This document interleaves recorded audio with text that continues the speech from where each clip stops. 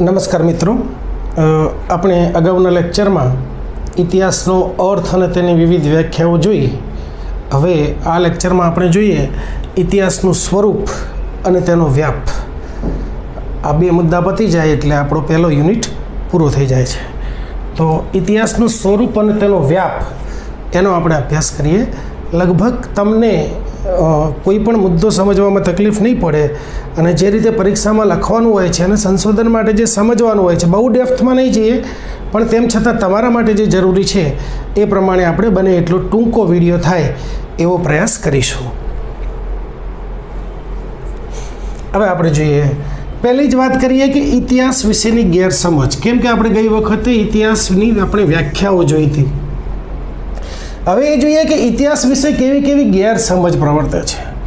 તો સામાન્ય રીતે ઇતિહાસને માત્ર રાજા મહારાજાઓની વાર્તા માનવામાં આવે છે. શું માને છે? ઇતિહાસ એ માત્ર રાજા મહારાજાઓની વાર્તા છે. એવું નથી. ઇતિહાસની અંદર રાજા મહારાજાઓની વાર્તા એટલે કેવું કે એક રાજકીયની સાથે સાથે ધાર્મિક, સામાજિક, સાંસ્કૃતિક, આર્થિક, ઘણા બધા તમામ જે માનવ જીવનને સ્પર્શતા હોય એવા તમામ પાસાઓનો ઇતિહાસમાં સમાવેશ થાય છે. પણ આપણે જે પહેલાં જે ઇતિહાસ લખાયો એમાં મોટેભાગે ઇતિહાસના રાજકીય અને ધાર્મિક ઇતિહાસ ઉપર જ વધારે ભાર મૂકવામાં આવ્યો હતો. એટલે આ ઇતિહાસ વિશેની ગેરસમજ છે. ઉદાહરણ તરીકે લોકો એમ માને છે કે ઇતિહાસ એટલે માત્ર અકબર કે શિવાજી મહારાજની લડાઈઓનું ગોખણપટ્ટી કરવાની, આ જ ઇતિહાસ છે. પણ એવું નથી. ઇતિહાસ આપણે જેમ જેમ આગળ ભણતા જઈશું એમ તમને ખબર પડશે કે હા, ઇતિહાસમાં તો આટલું બધું આવે છે. એના પછી આપણે જોઈએ ઇતિહાસની વ્યુત્પત્તિ વિશે. આપણે ગયા લેક્ચરમાં વાત કરી નાખી છે કે ઇતિહાસ એ 3 શબ્દોનો બનેલો છે: ઇતિ વત્તા હ વત્તા આસ. ઇતિ એટલે કે ટૂંકમાં ચોક્કસપણે આ મુજબ હતું, આવું જ બન્યું હતું. જે ઘટના જે રીતે જેવી બની હોય એવી જ આપણે ઇતિહાસની અંદર આ લખવી પડે. જ્યારે કોઈ જૂની ઘટનાનો પુરાવો મળે, જેમ કે ગૌતમ બુદ્ધે ઉપદેશ આપ્યો હતો, ત્યારે ઇતિહાસ કહે છે કે આવું જ બન્યું હતું. શું કહે છે? આવું જ બન્યું હતું. એટલે કે આપણને કોઈ પણ પુરાવો મળે તો એ પુરાવાના આધારે ઇતિહાસકાર એવી રીતે એનું આલેખન કરે છે કે ઇતિહાસ જેવો બન્યો હોય એવો જ રહે. એનાથી કશું ઓછું પણ નહીં સત્યથી, અને સત્યથી કશું વધારે પણ નહીં. એટલે ટૂંકમાં બનાવ જેવો બન્યો હોય એવો જ ઇતિહાસકાર એને આલેખવાનો પ્રયત્ન કરે છે, એનું યથાતથ વર્ણન કરે છે. એના પછી આપણે જોઈએ ઇતિહાસકારની વ્યાખ્યા પણ આપણે ગઈ વખતે જોઈ હતી. એટલે આપણે ફટાફટ જોઈ લઈએ કે ઇતિહાસ એ ઇતિહાસકાર અને તથ્યો વચ્ચેનો અનંત સંવાદ છે. ગઈ વખતે જોયું હતું આપણે, એટલે એને આપણે વધારે નથી લેતા. હવે બીજી એક વાત ખાસ લેવાની છે ઇતિહાસ ભણતી વખતે, કે ઇતિહાસ અને ભૂતકાળ. વિદ્યાર્થીઓ આ વચ્ચેનો તફાવત સમજતા નથી. જો ઇતિહાસ છે એ ભૂતકાળનો ભાગ છે, પણ બધો જ ભૂતકાળ ઇતિહાસ નથી. આપણા જીવનમાં રોજે રોજ જે બધી ઘટનાઓ બને છે એ કંઈ બધો ઇતિહાસ નથી. તો શું છે? બનેલી તમામ ઘટનાઓ ભૂતકાળ છે. ભૂતકાળમાં જે કંઈ બી તમામ ઘટનાઓ બની છે એ ભૂતકાળ છે. પણ ઇતિહાસ શું છે? જે પુરાવા આધારિત ઘટના છે. અને જે આપણે ગેરદાન સાહેબની વ્યાખ્યામાં જોયું હતું કે ઇતિહાસ એટલે સમય અને સ્થાનની દ્રષ્ટિએ ચોક્કસ સામાજિક સ્વરૂપની તેમજ સામાજિક રીતે અગત્યની હોય એવી ભૂતકાળની પ્રવૃત્તિઓનું પ્રથમ સંશોધન કરે છે, ત્યારબાદ કાર્યકારણ અને વિકાસની દ્રષ્ટિએ સંબંધિત રીતે તેની નોંધ કરે છે.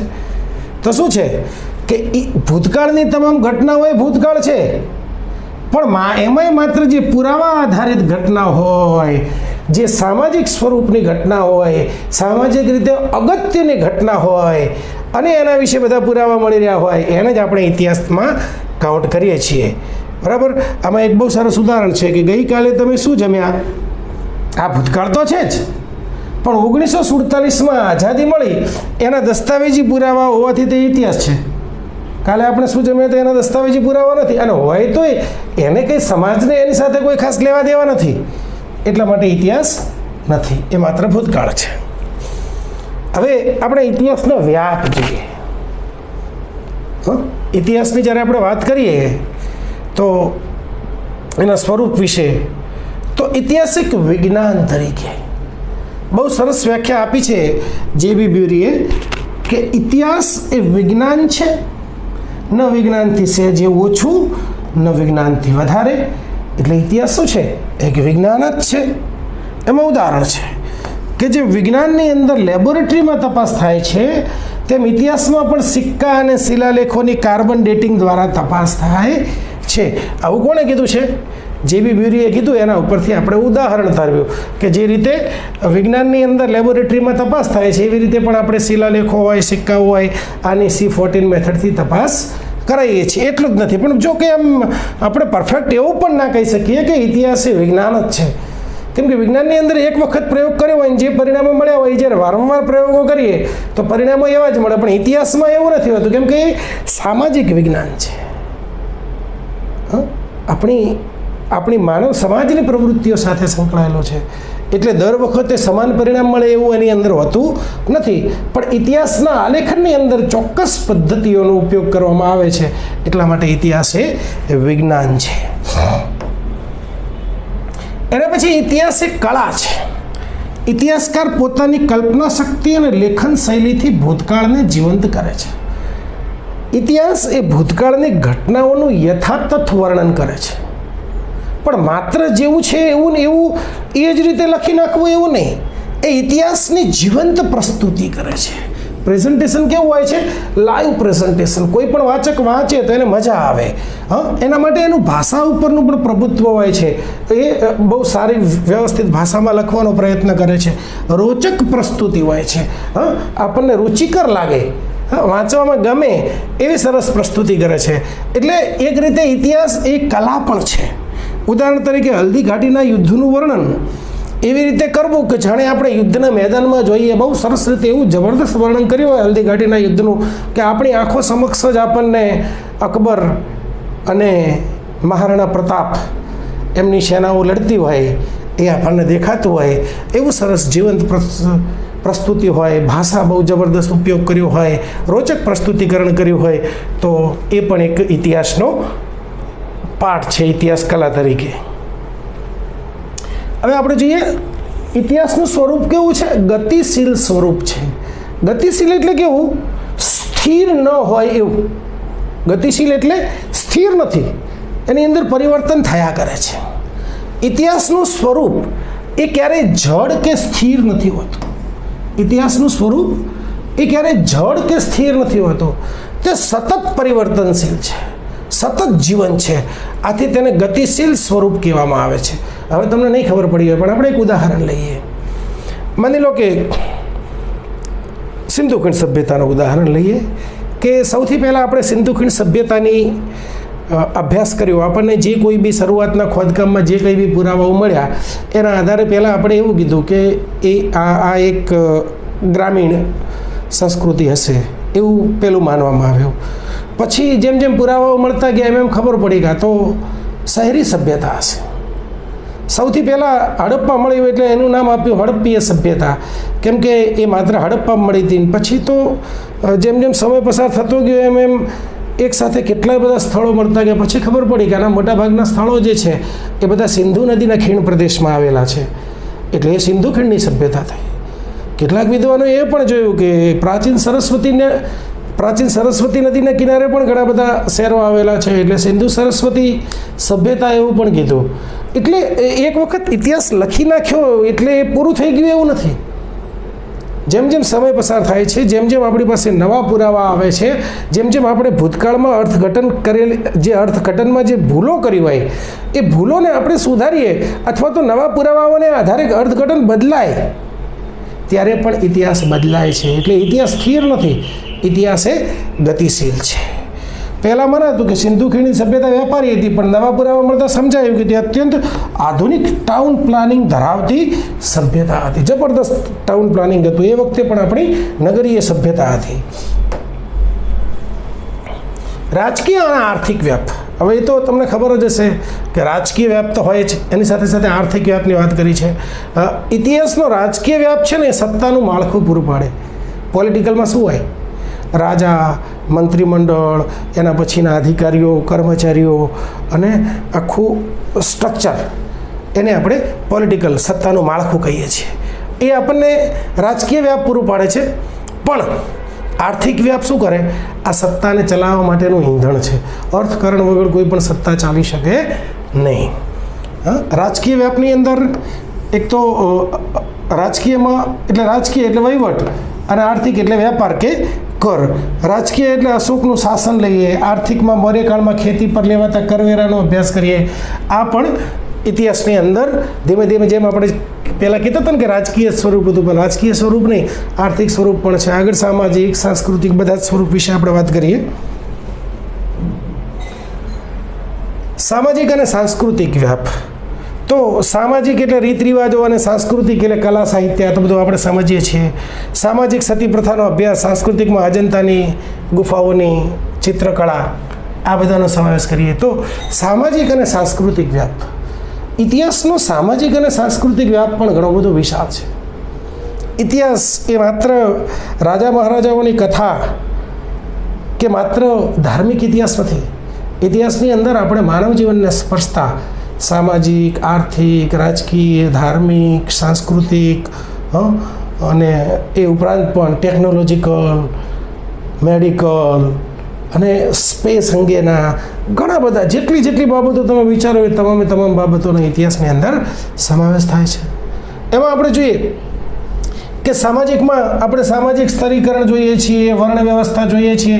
એનાથી આગળ વાત કરીએ તો આપણો ખોરાક, આપણો પોશાક, આપણી રહેણીકરણી, આપણે કેવા રમકડાનો ઉપયોગ કરતા હતા, રમતગમત માટે શું કરતા હતા, મનોરંજન માટે શું કરતા હતા, સમાજમાં સ્ત્રીઓનું સ્થાન કેવું હતું, કુટુંબ કેવું હતું, સંયુક્ત કુટુંબ હતું કે વિભક્ત કુટુંબ હતું, લગ્ન પ્રથા કેવા પ્રકારની હતી, સામાજિક સુધારા આંદોલનો કેવા પ્રકારના થયા હતા કે નહોતા થયા હતા તો કેવા પ્રકારના થયા હતા. આવી બધી બાબતો આપણે સોશિયલ સ્ટ્રક્ચરની અંદર સામાજિક માળખામાં અભ્યાસ કરીએ છીએ. સાંસ્કૃતિક માળખામાં આપણે ધર્મ, દર્શન એટલે તત્વજ્ઞાન, કલા, સ્થાપત્ય, ભાષા, સાહિત્ય, વિજ્ઞાન, ટેકનોલોજી, આ બધી બાબતોનો આપણે સામાજિક અને સાંસ્કૃતિક વ્યાપમાં અભ્યાસ કરીએ છીએ. એના પછી આપણે જોઈએ ઇતિહાસનું મહત્ત્વ. ભૂતકાળની ભૂલોમાંથી શીખીને વર્તમાનને સુધારવું.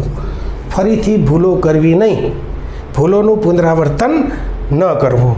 વર્સેલ્સની સંધિનું જે અપમાન થયું જર્મનીનું, એના કારણે શું થયું? હિટલરનો ઉદય થયો, બીજું વિશ્વયુદ્ધ થયું, અને એમાંથી શીખીને આજે દેશો શાંતિ સમજૂતી કરે છે. એટલે ઇતિહાસનું મહત્ત્વ શું છે? ભૂતકાળમાંથી શીખીને વર્તમાનને સુધારવો. એટલે કે ભૂતકાળની જે ભૂલો થયેલી છે એનું પુનરાવર્તન ન થવા દેવું. એના પછી ઐતિહાસિક સંશોધન સાધનો, પુરાતત્વીય અને સાહિત્યિક સાધનો. પુરાતત્વીયમાં જૂના સિક્કા, સાહિત્યિકમાં કોટિલેનું અર્થશાસ્ત્ર. ખાલી એક ખાલી તમને આપ્યું છે કે ઉદાહરણ આપ્યું છે કે એમાં શેનો સમાવેશ થાય એમ. ઐતિહાસિક સંશોધન સાધનો. ઐતિહાસિક સંશોધન કરવા માટે કયા કયા સાધનોની જરૂર પડે? તો આપણે થોડાક એક ડેપ્થમાં જઈએ. માની લો કે આપણે હમણાં આપણે લખ્યું કે પુરાતત્વીય સાધનો. પુરાતત્વીય સાધનો એટલે મોટાભાગે લગભગ ખોદકામ દરમિયાન મળી આવેલા જે સાધનો છે કે એને આપણે મોસ્ટ ઓફ પુરાતત્વીયમાં લઈએ. માની લો કોઈ એક વિસ્તારની અંદર ખોદકામ કરવામાં આવ્યું, બહુ ઊંડે ખોદતા એની અંદરથી કેટલીક ઈંટો મળી આવે, માટીના ઘડા મળી આવે. એ વખતે જે ધાતુના કે માટીના વાસણોનો ઉપયોગ કરવામાં આવતો હતો એ મળી રહે. એ વખતે કોઈ હળનો ઉપયોગ કરવામાં આવતો હોય, કપડાનો ઉપયોગ કરવામાં આવતો હોય, ખેતી કરવામાં આવતો હોય તો એના પણ કોઈક અવશેષો આપણને મળી આવે. એ ઉપરાંત માટીના વાસણો મળી આવે, બીજી કોઈ કલાકૃતિઓ મળી આવે. જે સમયની હોય એ પ્રમાણે આપણને એમાંથી પ્રાપ્ત થાય. તો એ બધાનું અર્થઘટન કરવાનું હોય. એટલે માત્ર પુરાતત્વીય નહીં, પણ બીજું પુરાતત્વીયમાં જે જૂના જે ખોદકામ કરતા, આપણે જે ઇન્ડસ વેલી સિવિલાઇઝેશનનું ખોદકામ કર્યું સિંધુ ખીણની સંસ્કૃતિનું, તો એની અંદરથી આપણને ગટર વ્યવસ્થાના પુરાવા મળી આવ્યા, તેના ભવનોના, મકાનોના પુરાવા મળી આવ્યા, જાહેર સ્નાનાગાર મળી આવ્યું, આ ઉપરાંત કોઠાર મળી આવ્યો, અન્નાગાર મળી આવ્યા, કૂવાઓ પણ હતા દરેક ઘરમાં, એ પણ આપણને જાણવા મળ્યું. જે એમના જે બારી બારણા કે ક્યાં પડતા હતા, બારી બારીઓ ક્યાં પડતી હતી, બારણા ક્યાં પડતા હતા, એ પણ આપણને ખબર પડી. શેરીઓ કેવી હતી, ગલીઓ કેવી હતી, રાજમાર્ગ કેવા હતા, મુખ્ય રોડ કેવા હતા, એ પણ આપણે એની મદદથી જાણી શકીએ. એટલે આ બધા પુરાતત્વીય સાધનો છે. સાહિત્યિક સાધનોની અંદર આપણે એક લખ્યું કે કૌટિલ્યનું અર્થશાસ્ત્ર છે. ગયામાં આપણે વાત કરી હતી કલ્હણના રાજતરંગી વિશે.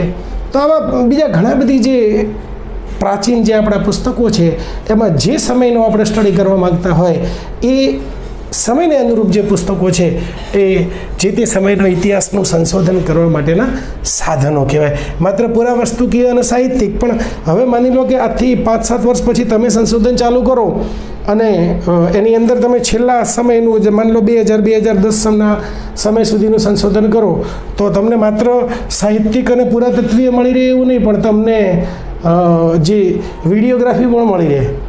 હા, આપણે જે ફોટોગ્રાફી, વિડીયોગ્રાફી, બીજા ઘણા બધા સાધનો જે છે એ સિવાયના પણ તમને પ્રાપ્ત થાય. અને છેલ્લે ઇતિહાસ એ માત્ર ભૂતકાળ નથી, એ આપણા વર્તમાનનો રસ્તો સાફ કરનાર એક દીવાદાંડી છે. Thank you very much.